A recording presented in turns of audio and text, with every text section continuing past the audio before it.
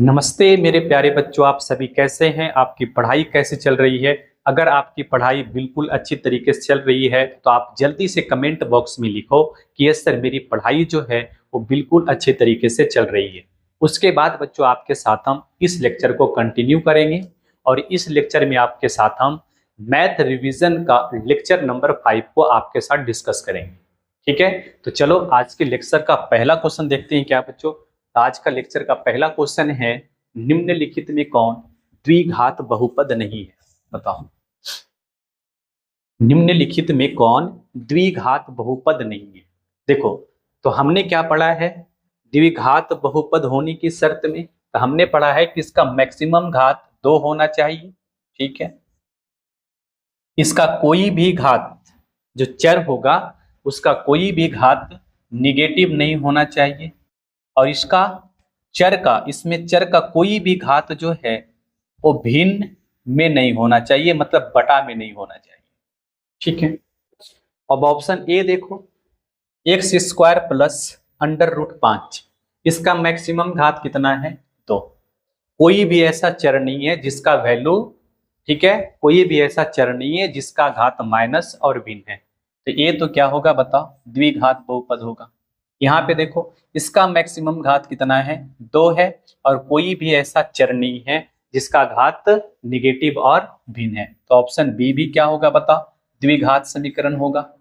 Option D देखो, इसका maximum घात कितना है? 2 है और इसमें भी चर का कोई ऐसा घात नहीं है जो कि नेगेटिव और भिन्न में है। तो ऑप्शन डी भी क्या होगा? द्विघात बहुपद होगा। लेकिन यहाँ पे देखो, चर x का मैक्सिमम घात कितना है? 3 है। कितना होना चाहिए? 2। इसीलिए क्या होगा बच्चों बताओ? ऑप्शन सी जो है ए द्विघात बहुपद नहीं होगा। ठीक है, तो इसका करेक्ट आंसर बनेगा आपका option number C. Option number C is the right answer. ठीक है, चलो नेक्स्ट क्वेश्चन देखना। बहुपद x to the power 5 plus X square plus 3x into X to the power 6 plus X to the power 5 plus X square plus 1 का घात है। घात कहने का मतलब यहाँ पे हुआ बच्चों, यहाँ पे हुआ कि इस बहुपद का मैक्सिमम घात कितना है, अधिकतम घात कितना है। देखो, तो अगर इस बहुपद का मैक्सिमम घात निकालना होगा तो हमें क्या करना होगा बताओ? इन दोनों को मल्टीप्लाई करना होगा। ठीक है, इसको और इसको क्या करना होगा? मल्टीप्लाई करना होगा। लेकिन एक बात ध्यान देना, चूंकि यहाँ पे हमें मैक्सिमम पावर निकालना है तो सारे टर्म को गुना ना करके क्या करेंगे हम? ठीक है, इन दोनों का मैक्सिमम घात को उठाएंगे और दोनों को गुना कर देंगे। बताओ, इसमें x का मैक्सिमम घात कितना है? 5, तो x टू दी पावर 5 गुने, इसमें x का मैक्सिमम घात कितना है? 6, तो x टू दी पावर 6 और गुना करेंगे बच्चों तो क्या होगा बताओ? बेस सेम रहता है तो पावर क्या होता है? जुड़ जाता है। तो एक्स टू पावर कितना होगा? 5 प्लस 6, एक्स का पावर चलेगा आपका 11। तो करेक्ट आंसर बनेगा बच्चों आपका option number C. C is the right answer. ठीक है, चलो नेक्स्ट देखो। बहुपद एक्स स्क्वायर माइनस 11 के शून्यक है। बताओ,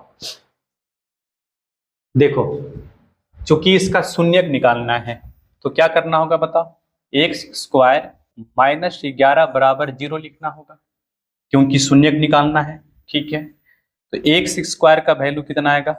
प्लस का 11। इधर से स्क्वायर को हटाएंगे तो उधर क्या आएगा? Plus minus under root 11। इसका मतलब क्या हुआ कि एक्स का दो वैल्यू है, एक निगेटिव और एक पॉजिटिव। तो एक्स का मान कितना है बच्चों बताना? प्लस का अंडर रूट 11 और एक वैल्यू आएगा इसका माइनस का अंडर रूट 11। कौन सा ऑप्शन मैच करता है देखो?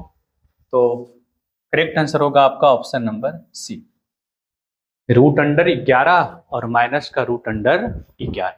राइट आंसर क्या बनेगा आपका? ऑप्शन नंबर सी। नेक्स्ट देखो, यदि -2 एवं -3 द्विघात बहुपद इतना के शून्यक है तो ए और बी का मान क्या होगा? बताओ, ए और बी का मान निकालना है आपको। बताओ इसका आंसर कितना आएगा? तो देखो, इसमें क्या है बच्चों बताना? एक द्विघात बहुपद है, उसका शून्यक मालूम है -2 और -3। ठीक है, तो आप मान लो कि इस द्विघात बहुपद का दो शून्यक, एक अल्फा है और एक बीटा है। तो अल्फा को मान लो आप -2 और बीटा को मान लो आप कितना, -3।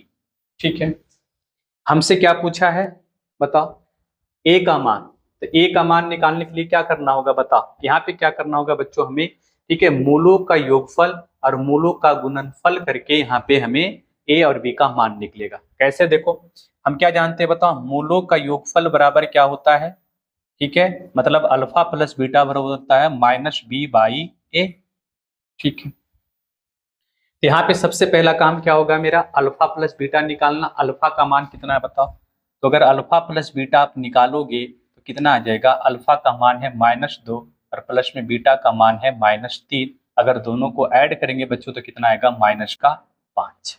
ठीक है, तो अल्फा प्लस बीटा का मान कितना निकल के आया, -5। ठीक है, तो यहाँ पे 5 रखो, -5 बराबर, अच्छा b क्या होता है, तो आप सभी को पता है b जो होता है x का गुणांक होता है। बताओ इसमें x का गुणांक कितना है, a वाला, a+1 है, तो यहाँ पे रखो a+1 और माइनस में है तो माइनस लगा दो, बटा में a लिखा हुआ, a क्या होता है बच्चों बताना, तो a जो है x² का गुणांक होता है। तो x² के साथ में कुछ नहीं गुना, इसका मतलब हमेशा इसके साथ एक गुना रहता है, तो a का मान कितना आ गया, 1। ठीक है, इसके नीचे कुछ नहीं है तो 1 है। अब क्या करो, क्रॉस मल्टीप्लाई करो। ठीक है, उसके पहले इसको काट दो, माइनस से माइनस कैंसिल हो गया, 1 गुने करेंगे a+1 तो कितना आएगा, a+1 बराबर 5 को 1 से गुना करेंगे कितना आएगा बच्चों, 5। a बराबर कितना आ जाएगा, 1 उधर चला जाएगा तो 5 में घट जाएगा तो कितना आ जाएगा, 4। तो a का मान कितना आया, 4। ठीक है, अब देखो किस ऑप्शन में a का मान 4 है, ऑप्शन ए में देखो a का मान -2 नहीं होगा ये, ऑप्शन बी में देखो a का मान 2 नहीं होगा, ऑप्शन सी में देखो a का मान -2 नहीं होगा, ऑप्शन डी में देखो a का मान कितना है, 4। तो सिर्फ और सिर्फ ऑप्शन डी में जो है a का मान 4 है, इसलिए इसका करेक्ट आंसर बनेगा आपका option number D is the right answer. यहाँ पे आपको बी की मान निकालने की जरूरत नहीं है, क्योंकि a का मान जो है 4 सिर्फ और सिर्फ ऑप्शन डी में दिया गया। ठीक है, चलो नेक्स्ट देखो बच्चों, बताओ यदि बहुपद x² - 9x + a के शून्यकों का गुणनफल 8 है तो a का मान क्या होगा बताओ, a का मान पूछा है आपसे कितना होगा बताओ। देखो बच्चों यहाँ पे क्या दे रखा है आपको, मूलों का गुणनफल। मूलों का गुणनफल क्या होता है, अल्फा इंटू बीटा, तो अल्फा इंटू बीटा का मान कितना है बताओ, 8। ठीक है, बताओ अल्फा इंटू बीटा बराबर फॉर्मूला क्या होता है, c/a और बराबर में कितना हो जाएगा, 8। c क्या होता है, कांस्टेंट टर्म, तो कांस्टेंट टर्म में इसमें कितना है, प्लस का a, तो c के जगह पे क्या रखो, प्लस का a। a क्या होता है बच्चों, तो a जो है x² का गुणांक, x² का गुणांक कितना है, कुछ नहीं लिखा हुआ है तो क्या होगा, 1 बराबर में क्या करो, 8। अब क्रॉस मल्टीप्लाई करोगे तो बताओ a आ जाएगा यहाँ पे और 1 को गुना करेंगे 8 से तो कितना आएगा, 8। तो आपका करेक्ट आंसर बनेगा बच्चों यहाँ पे option number C is the right answer, plus का 8, प्लस का 8। ठीक है, चलो नेक्स्ट देखो, कह रहा है निम्नलिखित में से किस द्विघात बहुपद के शून्यक 4 एवं -2 तो बहुपद होगा बताओ। कह रहा है कि इसमें 4 और -2 जो है किस बहुपद का शून्यक है, मतलब आपको क्या निकालना है, बहुपद निकालना है। क्या निकालना है बताओ, द्विघात बहुपद। देखो बच्चों तो हमने सीखा है द्विघात बहुपद का, ठीक है, फॉर्मूला। द्विघात बहुपद निकालने का फॉर्मूला हमने क्या सीखा है, आपको पता होगा कि सर होता है x² माइनस का अल्फा प्लस बीटा यानी मूलों का योगफल इंटू में x और प्लस में होता है अल्फा इंटू बीटा मतलब मूलों का गुणनफल। मूलों का गुणनफल। ठीक है, अब देखो बच्चों यहाँ पे, तो सबसे पहला आपका काम क्या होगा, ठीक है, क्या होगा, अल्फा प्लस बीटा और अल्फा इंटू बीटा निकालना। तो अल्फा प्लस बीटा अगर निकालेगा बच्चों यहाँ पे तो कितना आएगा बताओ। अल्फा का मान लो 4, तो हो जाएगा 4, प्लस बीटा का मान कितना है -2, तो -2 करो तो कितना आ जाएगा बताओ। 4 में से 2 जाएगा, कितना बचेगा 2 आ गया। अब अल्फा इंटू बीटा निकालो, तो अल्फा इंटू बीटा, अल्फा का मान 4 है और गुणे में -2 करेगा, तो अल्फा इंटू बीटा कितना आएगा बच्चों बताना, -8 आ जाएगा। ठीक है, अब क्या करो, alpha plus beta into alpha, alpha plus beta और अल्फा इंटू बीटा का मान यहाँ पे उठा के रख दो, काम बन जाएगा आपका। देखो तो एक्स स्क्वायर माइनस का अल्फा प्लस बीटा कितना है बताओ, अल्फा प्लस बीटा यहाँ पे प्लस का 2, तो प्लस का 2 में x गुना करेंगे तो कितना आएगा 2x, तो माइनस का 2x हो जाएगा, प्लस अल्फा इंटू बीटा कितना है -8, और यहाँ पे क्या है प्लस है, अगर यहाँ पे -8 रखेंगे तो प्लस माइनस क्या हो जाएगा माइनस, तो ये जो साइन है प्लस का ये हो जाएगा आपका माइनस में, तो करेक्ट आंसर बनेगा आपका option number A, x square -2x -8, option number A. ठीक है, तो करेक्ट आंसर बनेगा आपका ऑप्शन नंबर, ठीक है। चलो नेक्स्ट देखो बच्चों, यदि बहुपद पी एक्स बराबर एक्स स्क्वायर प्लस 3x -4 का शून्यक अल्फा एवं बीटा हो, तो अल्फा इंटू बीटा बाई 4 का मान क्या होगा बताओ, क्या होगा इसका आंसर। देखो तो यहाँ पे बच्चों हमको मान निकालना है कितना बताओ, अल्फा इंटू बीटा बाई 4। देखो तो अल्फा इंटू बीटा पहले आप निकाल लो, ठीक है, पहले अल्फा इंटू बीटा निकालो। अल्फा इंटू बीटा का मतलब क्या हुआ, मूलों का गुणनफल क्या होता है c/a, तो अल्फा इंटू बीटा कितना आएगा बताओ, c क्या होता है कांस्टेंट टर्म, कितना है -4, तो c का वैल्यू है -4, -4 रखो। ये क्या होगा एक्स स्क्वायर का गुना कितना है +1, +1 रखेगा तो अल्फा इंटू बीटा आ जाएगा बच्चों यहाँ पे आपका -4। बताओ यहाँ तक किसी को दिक्कत नहीं है। आगे देखो हमसे क्या पूछा है, तो हमसे पूछा है अल्फा इंटू बीटा और बाई में 4। बताओ अल्फा इंटू बीटा का मान कितना आया -4, और नीचे में पहले से 4 है, अगर दोनों को काटेंगे बच्चों तो कितना से जाएगा -1 से, तो राइट आंसर बनेगा आपका ऑप्शन नंबर ए, -1। क्या बनेगा -1, करेक्ट आंसर आपका होगा ऑप्शन नंबर ए। ठीक है, चलो नेक्स्ट देखो, यदि बहुपद QX का एक शून्यक -3 हो तो QX का एक गुणनखंड क्या होगा। देखो कह रहा है कि एक बहुपद है QX, ठीक है, उसका एक शून्यक कितना है -3 है, तो QX का एक गुणनखंड क्या होगा। देखो चूंकि शून्यक कितना है बताओ -3 है, -3 का मतलब क्या हुआ x का वैल्यू कितना है -3, तो बताओ x का वैल्यू -3 है तो गुणनखंड क्या होगा बच्चों बताओ, इसको इधर लाएंगे तो प्लस में 3 हो जाएगा, ठीक है, बराबर में 0 हो जाएगा, तो गुणनखंड कितना होगा इसका x + 3, कितना होगा x + 3, राइट आंसर होगा आपका option number B, option number B the right answer.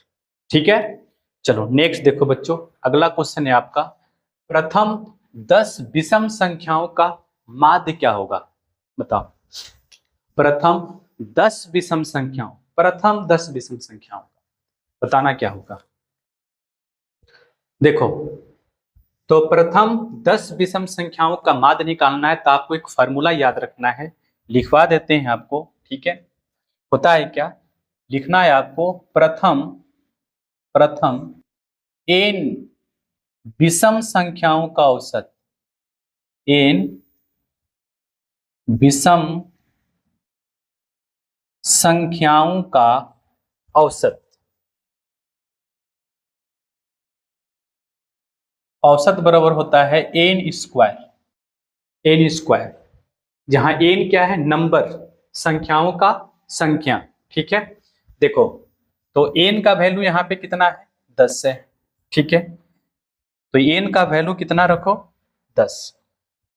अब 10 का स्क्वायर करेंगे कितना आएगा बच्चों बताना, 10 दहें के 100, ठीक है। तो आपका करेक्ट आंसर क्या बनेगा यहाँ पे, option number A is the right answer, ठीक है। Option number A is the right answer. तो आपको याद रखना है कि प्रथम एन विषम संख्याओं का औसत क्या होता है, एन स्क्वायर, क्या होता है, एन स्क्वायर। दूसरा फार्मूला बच्चों आपको याद रखना है, दूसरा फार्मूला आपको याद रखना है, प्रथम एन सम संख्याओं, एन सम संख्याओं का औसत। तो इसका फॉर्मूला होता है, इसका फॉर्मूला होता है n+1, n+1। जैसे एग्जांपल से समझना, देखो यहाँ पे 2, 4, 6, 8, ठीक है। इसका कितना निकालना है, क्या निकालना है बता, माध्य। तो क्या करो आप, क्या करो, नंबर को काउंट कर लो, 1, 2, 3, 4, 4 है, 4 में 1 जोड़ दो, कितना आएगा बताओ, इसका माध्य कितना आएगा, 5, ठीक है। इसका माध्य क्या आएगा, 5, ठीक है। अब देखो हम तरीका क्या जानते हैं निकालने के लिए, ठीक है। बेसिक मेथड क्या है, तो बेसिक मेथड यहाँ पे कि सभी को ऐड कर दो और जितना नंबर है उतने से भागा दे दो। देखो तो यहाँ पे सभी को ऐड करो तो कितना आएगा बताओ, सभी को ऐड करेगा तो 8 6 14, 14 4 18, 18 और 2 कितना होगा बच्चों, 20, और 20 को 4 से डिवाइड करेगा कितना आएगा, 5, ठीक है। तो आप बेसिक मेथड से निकालो या फिर फार्मूला से निकालो, आंसर सेम आएगा। तो आपको याद रखना है प्रथम एन सम संख्याओं का औसत कितना होता है, n+1, ठीक है। तीसरा आपको याद रखना है बच्चों यहाँ पे, ठीक है, प्रथम एन प्राकृत संख्याओं का औसत, एन प्राकृत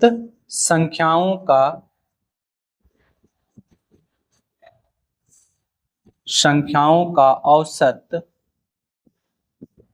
बराबर होता है n+1 और बाई में 2, n+1/2, ठीक है। तो तीनों फार्मूला आपको यहाँ पे ध्यान में रखना है, ठीक है। आगे बढ़ते हैं, चलो नेक्स्ट क्वेश्चन देखो, बताओ 15 6 16 8 22 21 9 18 25 की माध्यिका निकालें। माध्यिका, देखो बच्चों यहाँ पे माध्यिका निकालने के लिए आपको क्या करना है, सिंपल मेथड बताते हैं आपको, कोई फार्मूला यूज नहीं करना होगा। देखो तो अगर आपसे माध्यिका निकालने के लिए पूछे, कहे, ठीक है, तो आप क्या करो, सबसे पहले जो नंबर सीरीज है उसको आप बढ़ते क्रम में लिख लो। तो सबसे पहला काम क्या होगा, नंबर को बढ़ते क्रम में लिखना, लिखो। तो इसमें सबसे छोटा कौन है, सबसे छोटा है 6, तो 6 को आप पहले लिखो, जिसके लिखो उसको काट दो, ठीक है। इसके बाद कौन आएगा, 8, 8 को भी काटो। इसके बाद कौन आएगा, 9, इसे भी काट दो। इसके बाद क्या आएगा, 9 के बाद आपका चलाएगा बच्चों यहाँ पे 15, क्या आएगा, 15, 15 को भी काट दो। फिर क्या आएगा, 16, इसे भी काट दो। 16 के बाद कितना आएगा, 18, 18 को भी काटो। इसके बाद कितना आएगा, 21, इसको भी काट लो। इसके बाद आएगा 22, 22 को भी काट लो। सबसे लास्ट में क्या आएगा, 25, 25, ठीक है। तो पहला काम हमने क्या किया, इसको बढ़ते क्रम में लिख डाला, ठीक है। अब क्या करो बच्चों, यहाँ पे क्या करो, माध्यिका निकालने के लिए, ठीक है, सिंपल मेथड है, ठीक है। इधर से एक नंबर को काटो, ठीक है, इधर से क्या करो, एक नंबर को काटो और इधर से भी एक नंबर के काटो, इधर भी एक नंबर हटा दो, इधर भी हटा दो, इधर भी काट लो एक नंबर को, इधर भी काट लो एक नंबर को, इधर भी काट लो एक नंबर को, और इधर भी काट लो एक नंबर को। क्या बच गया? बीच में क्या बचा? 16। क्या बच गया? 16। यही क्या होगा बच्चों आपका? क्या होगा बताओ? माध्यिका होगा। क्या होगा? माध्यिका होगा।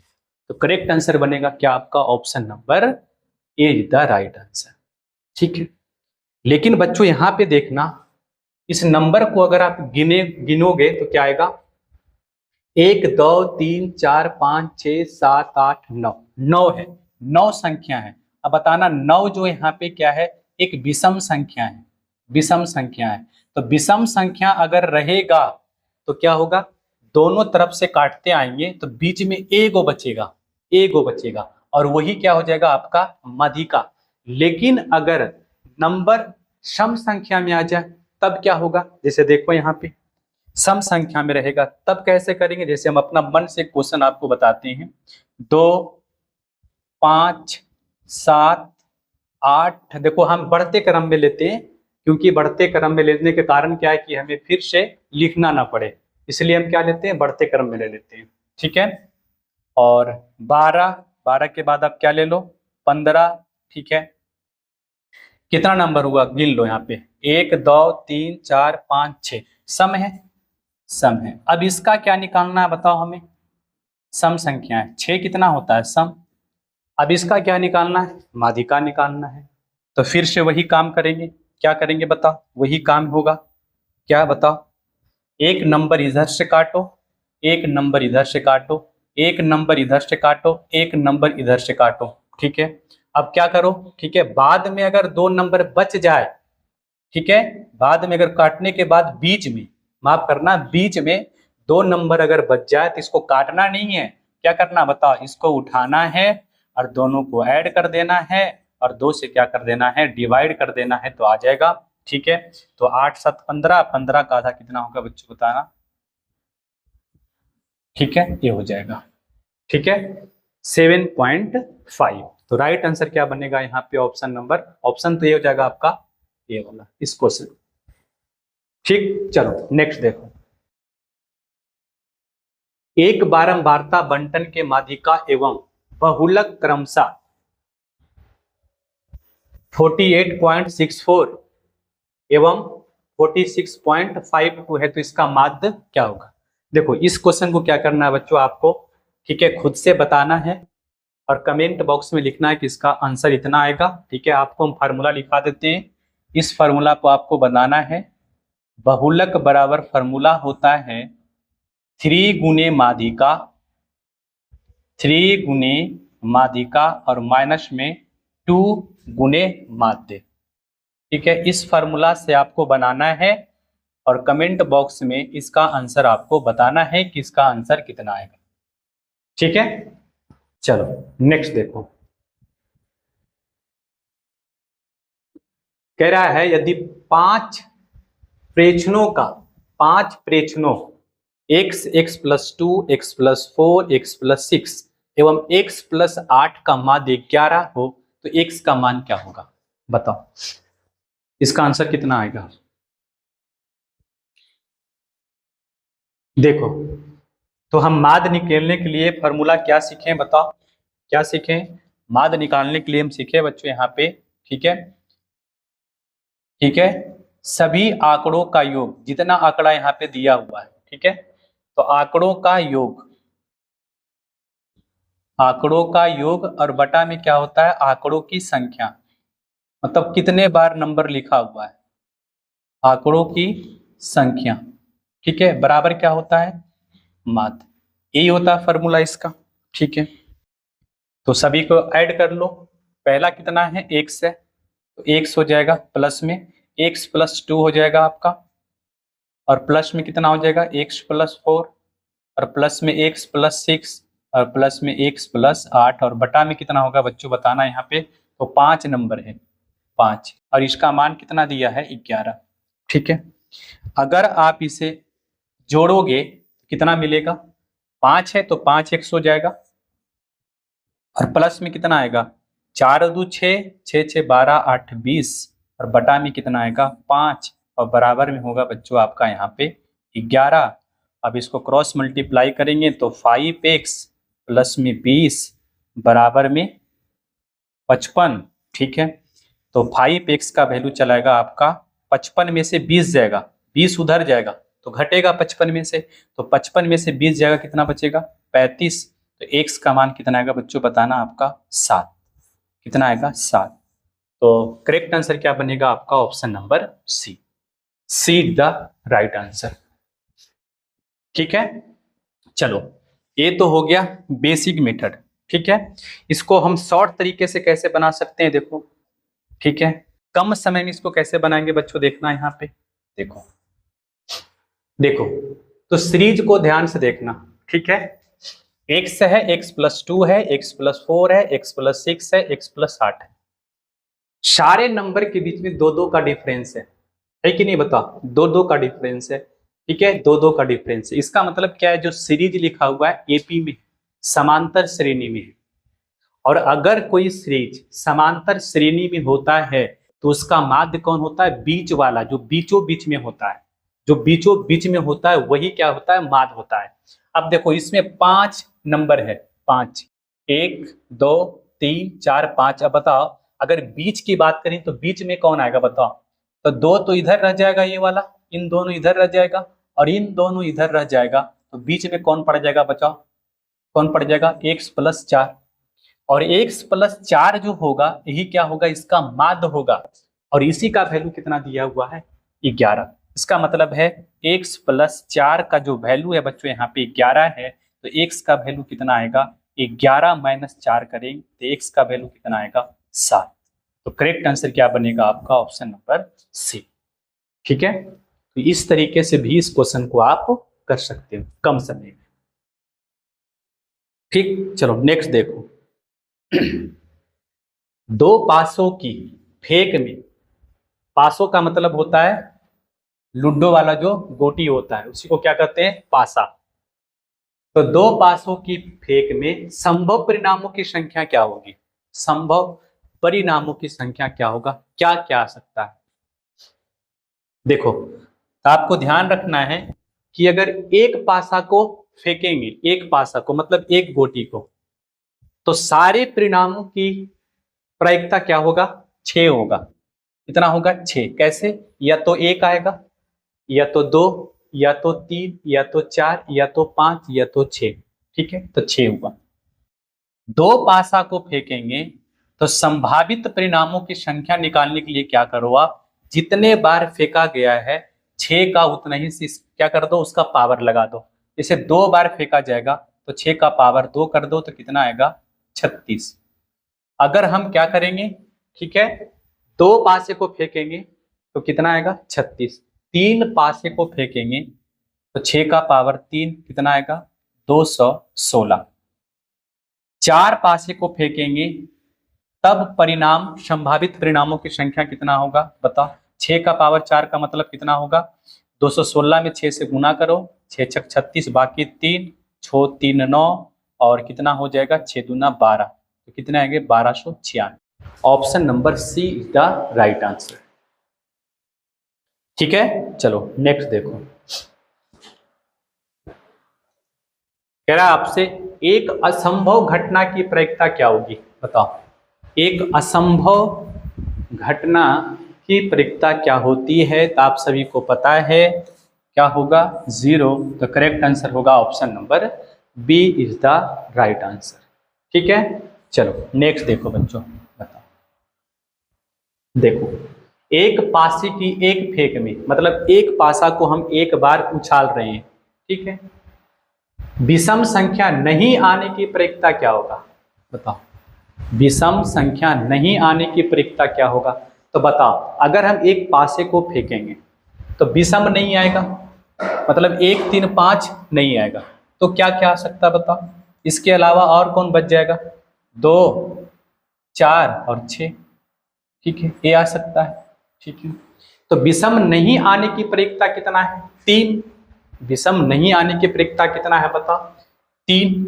तो 3 को कहाँ रखेंगे बताओ, ऊपर में रखते हैं। और टोटल आउटकम, टोटल आउटकम, तो अगर एक बार पासे को फेंकेंगे तो क्या क्या आने की संभावना है बताओ? 1 2 3 4 5 6, 6, ठीक है 6।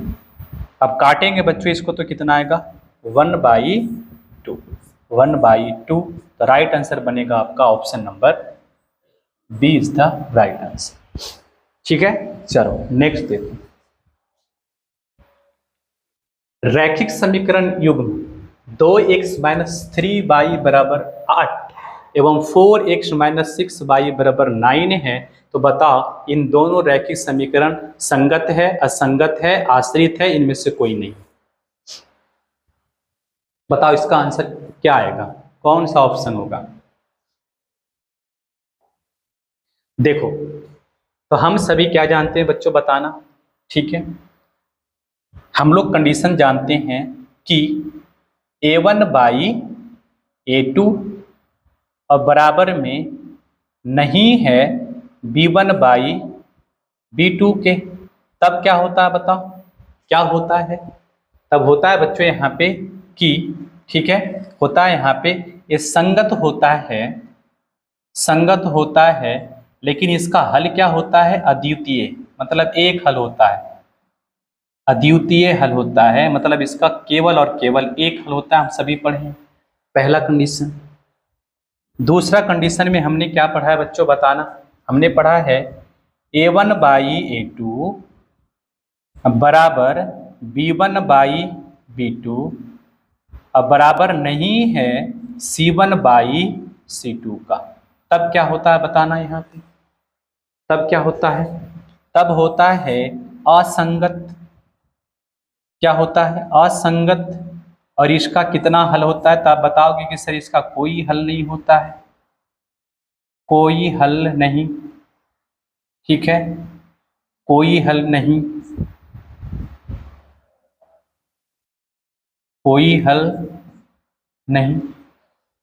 तीसरा कंडीशन में हमने क्या पढ़ा है, आपको याद होगा कि a1/a2 बराबर है b1/b2 के और बराबर है c1/c2 के। ये भी क्या होता है? संगत होता है। ठीक है, संगत होता है, लेकिन ये क्या होता है बताओ, क्या होता है यहाँ पे? संगत होता है, लेकिन इसका मान कितना होता है बताओ? कितना मान होता है बताओ?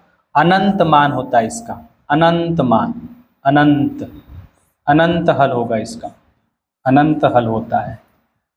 बताओ सभी को पता है कि नहीं? अब क्या करेंगे बच्चों, बताना यहाँ पे।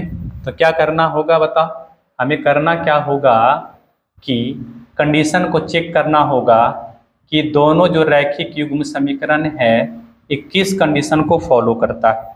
तो फॉलो करवा लो इसको। देखो, अगर हम a1 की बात करेंगे बच्चों, तो a1 कितना आ जाएगा? +2। a1 का मान कितना है? 2। ठीक है, a2 का मान कितना हो जाएगा? सॉरी, a2 नहीं, पहले b1 ले लो आप। तो b1 कितना हो जाएगा? -3। और c1 क्या होगा? देखो c1 जो है यहाँ पे बराबर में +8 है। अगर इसको उधर ले जाएंगे तो क्या हो जाएगा? माइनस में। तो c1 का जो वैल्यू होगा बच्चों यहाँ पे -8 होगा। ठीक है, -8 होगा, ध्यान से देखना यहाँ पे। ठीक है, अब देखो यहाँ पे a2 की मान की बात करेंगे तो x का गुणांक होता है a2। तो बताओ a2 में कितना है यहाँ पे? प्लस का, a2 में कितना है? +4। a2 बराबर +4 और b2 बराबर कितना है? -6 और c2 बराबर कितना है? -9। ठीक है, अब क्या करेंगे? कंडीशन को हम फॉलो करवाएंगे, देखते हैं कौन सा फॉलो करेगा। तो a1/a2 पहले सबको रख दो। a1 का मान कितना बच्चों बताना, यहाँ पे +2, तो +2 रखो। a2 का मान कितना है? 4। ठीक है, इज इक्वल टू b1 का मान कितना है? -3। b2 का वैल्यू कितना है? -6 और c1 का वैल्यू कितना है? तो c1 का वैल्यू है -8 और c2 का वैल्यू कितना है? -9। देखो ये कितना आएगा बताओ? 1/2 आ जाएगा, बराबर इसको काटेंगे तो माइनस माइनस कट जाएगा, इधर 1 मराती में और नीचे जाएगा 6 3 से 2 बार में। कितना आएगा 1/2 आया इधर, ये माइनस से माइनस कट गया, बराबर में कितना है 8/9। अब आप क्या देख रहे होगे यहाँ पे कि ये जो है A1/A2 बराबर है B1/B2, लेकिन C1/C2 जो है वो नॉट इक्वल टू है, मतलब बराबर नहीं है। तो बताओ कौन सा कंडीशन यहाँ पे फॉलो किया, कौन सा कंडीशन फॉलो किया? तो देखो यहाँ पे A1/A2 बराबर नॉट इक्वल टू C1/C2, ए वाला फॉलो किया, ए वाला आपको दिख रहा होगा, ठीक है, आपको दिख रहा होगा बच्चों यहाँ पे ए वाला कंडीशन ए फॉलो कर रहा है। तो इसमें क्या होगा, असंगत, क्या होगा, असंगत। तो करेक्ट आंसर बनेगा आपका option number B, option number B the right answer. ठीक है, तो ये आज का लास्ट क्वेश्चन था। ठीक है, तो आज के लेक्चर को बच्चों हम यहीं पे लास्ट करते हैं, बाकी आपसे हम किसी नेक्स्ट वीडियो में, ठीक है, फिर से रिवीजन के साथ आपको मिलेंगे। ठीक है, तब तक के लिए आप सभी को गुड बाय। अब आप बच्चों क्या करना, कमेंट बॉक्स में लिखना कि बताओ ये जो लेक्चर है आपको कैसा लगा। ठीक है, ज़रूर बताना आप कमेंट बॉक्स में कि ये लेक्चर आपको कैसा लगा। ठीक है, बताना ज़रूर आप। ठीक है, चलो तो आज के सेशन को यहीं पे क्या करते हैं, लास्ट करते हैं। ठीक, चलो।